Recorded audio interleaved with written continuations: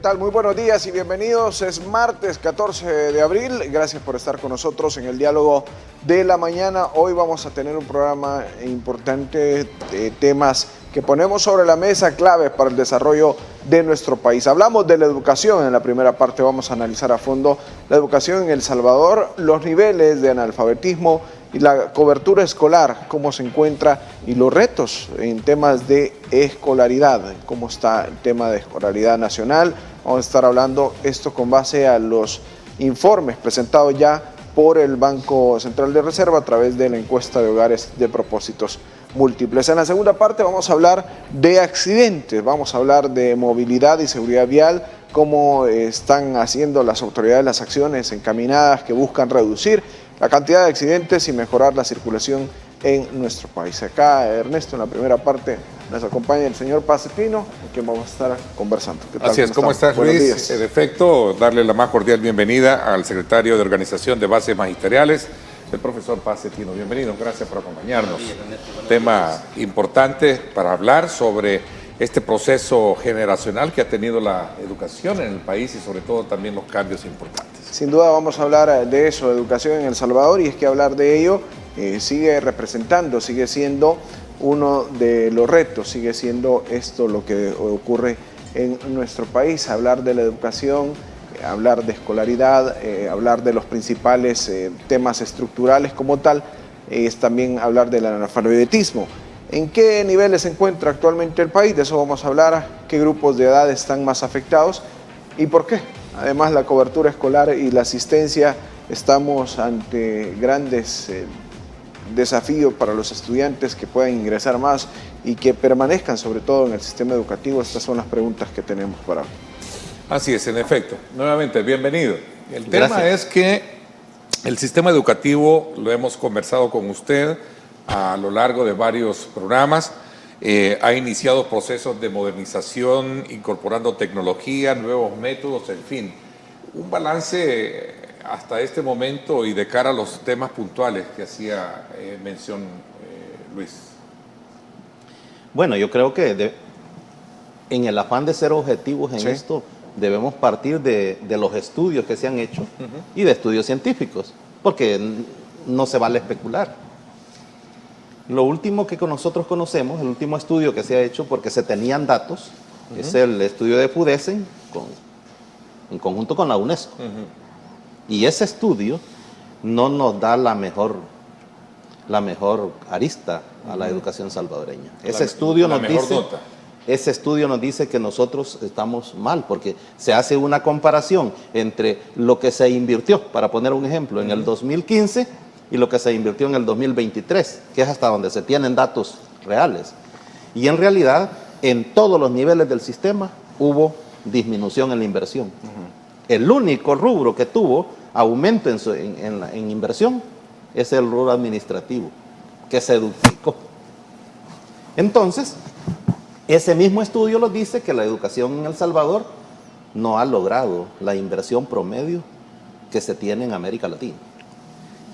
Bajo esa perspectiva, no podemos decir que estamos en el mejor de los mundos en términos educativos. Sí. Claro, cada administración hace sus esfuerzos, lo que sucede es que aquí los esfuerzos no son continuados.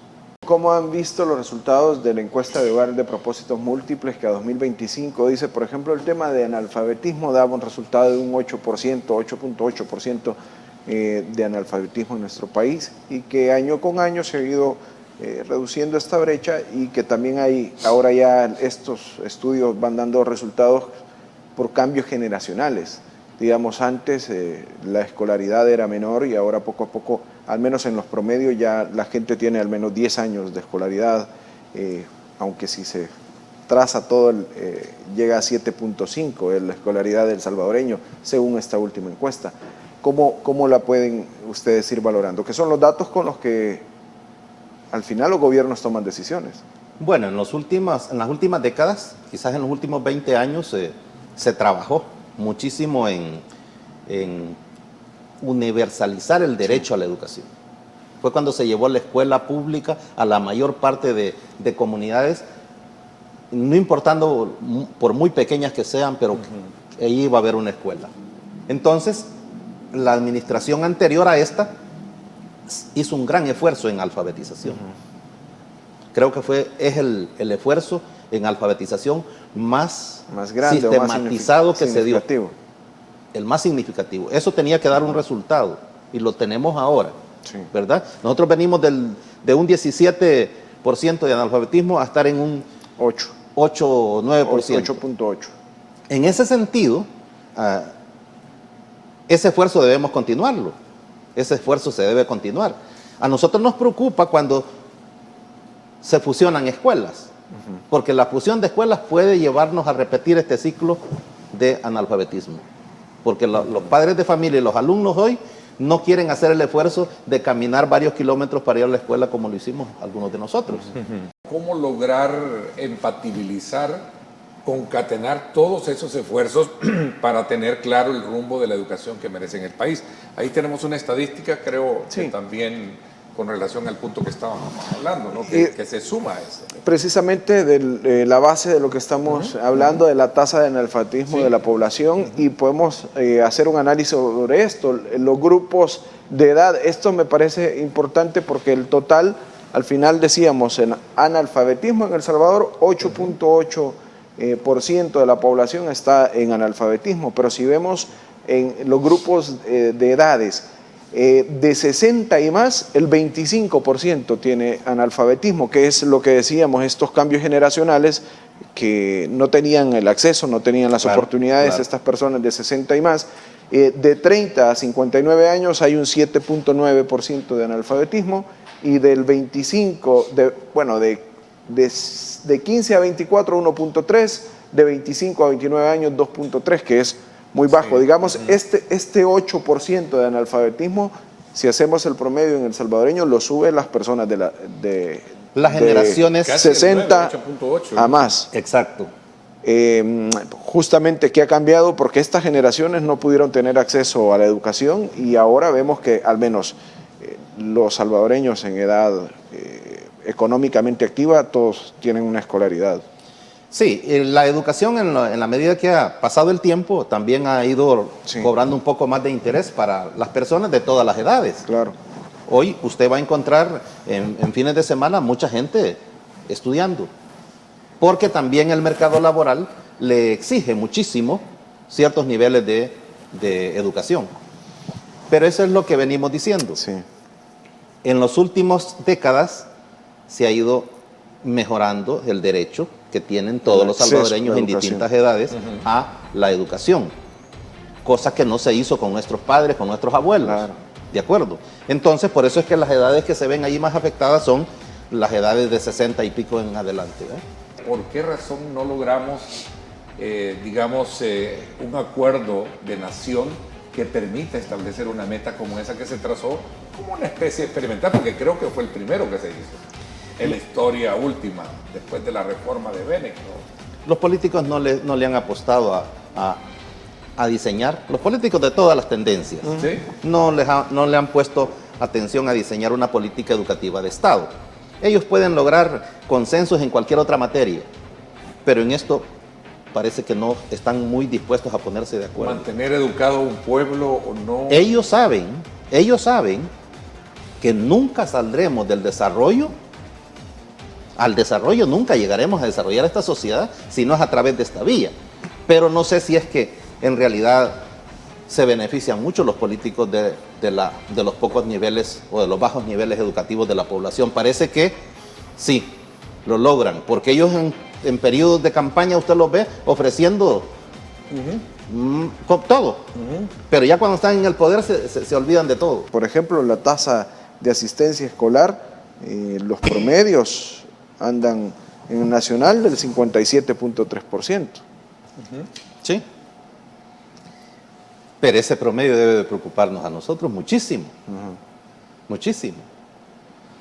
Porque nosotros deberíamos de aspirar a tener la mayor cantidad de gente, de niños y jóvenes en sus edades cronológicas dentro del sistema. De 4 a... Estamos hablando de que ahora se habla desde la primera infancia, ¿de acuerdo? Hoy la primera infancia ha tenido un despunte. Por eso es que Es el único nivel del sistema en que tiene un 30% positivo. De ahí todo es negativo. Por ejemplo, se perdió el 0.7% de la población estudiantil en el paso del año 24 al 25. Pero la pérdida más significativa que se conoció es el de los 20,000 estudiantes del 23 al 24. Del 24 al 25, según esta estadística última que se conoce, son 9,368 estudiantes los que se han perdido.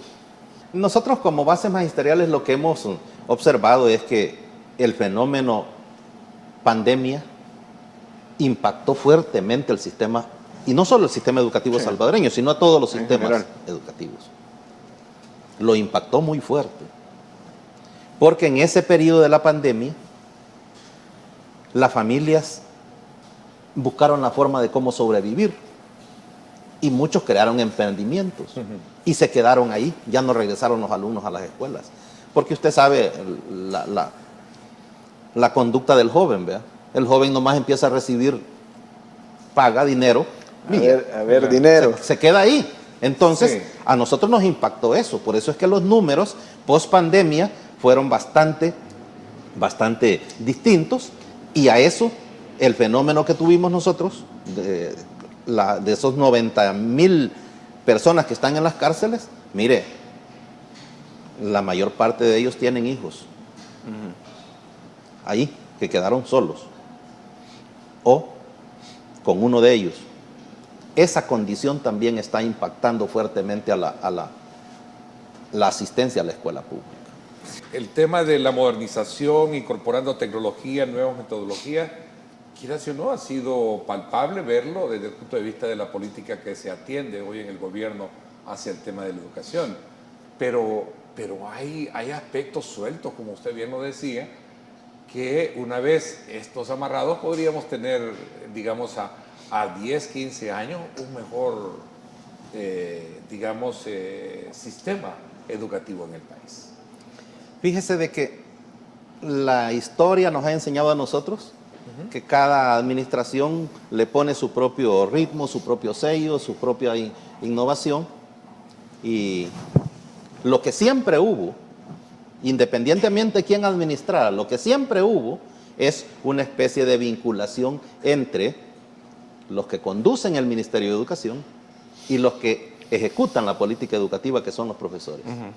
Hoy eso no existe, y parece que eso le va a generar mucho más problemas al sistema de lo que uno se imagina, porque esa desvinculación, mire Luis, nosotros vivimos en el peor de los mundos, me refiero a los profesores, vivimos en el peor de los mundos en relación a nuestros derechos laborales.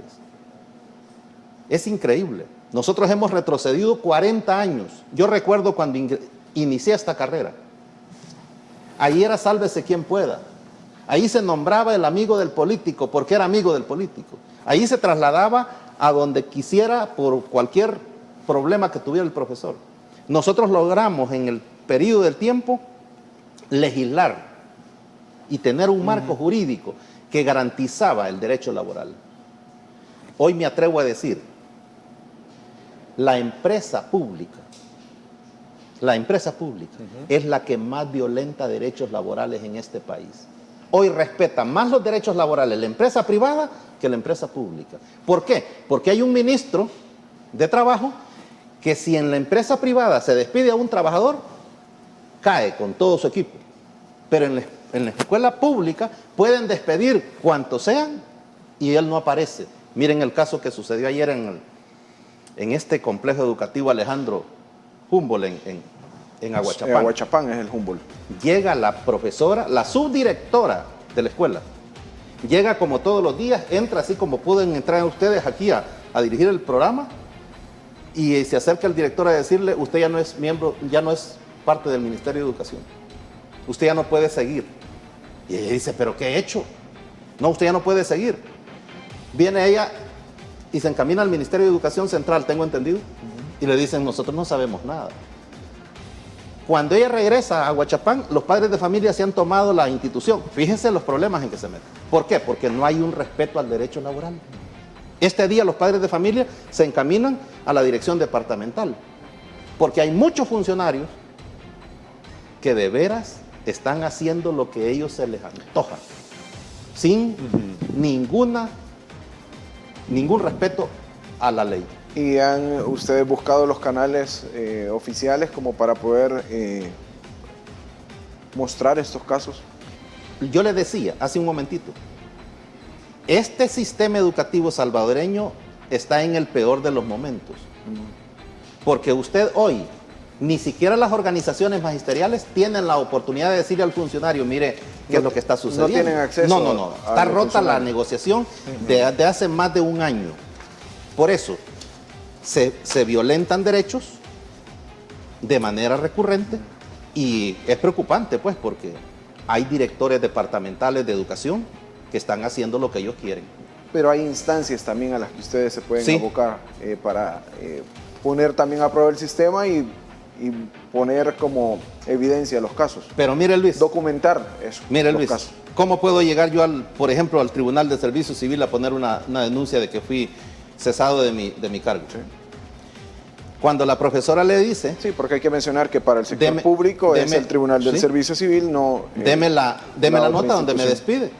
No, yo no le puedo dar nota. Va a otro lado y le dice, nosotros no sabemos nada. Nadie se hace cargo de nada. ¿Y sabe cómo terminan diciéndole? Es que esta es una orden que viene de casa presidencial.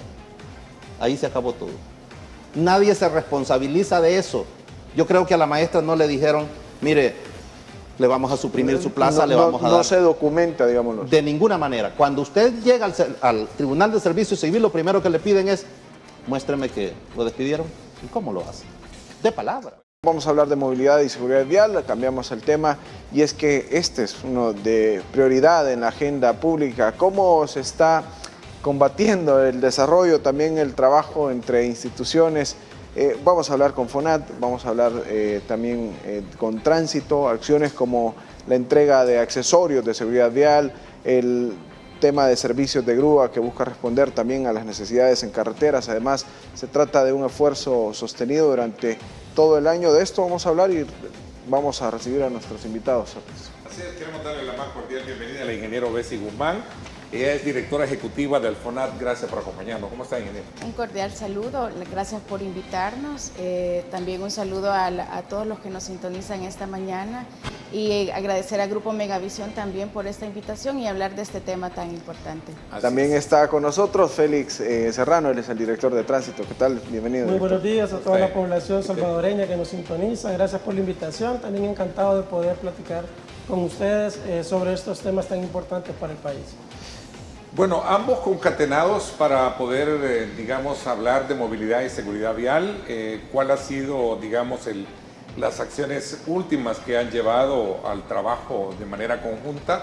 Sabemos que sobre la base del trabajo que se llama está precisamente el tema de la siniestralidad, está el tema de la educación, que son factores importantes para mantenerse uno con estadísticas mínimas de siniestralidad vial. Sí, muchas gracias, Ernesto. Comentarte que desde FONAT estuvimos acompañando el plan vacacional que lideró el Ministerio de Obras Públicas. Estuvimos con los técnicos de seguridad vial de la institución, acompañando los diferentes dispositivos de control que se instalaron a lo largo de todo el territorio nacional con el único fin.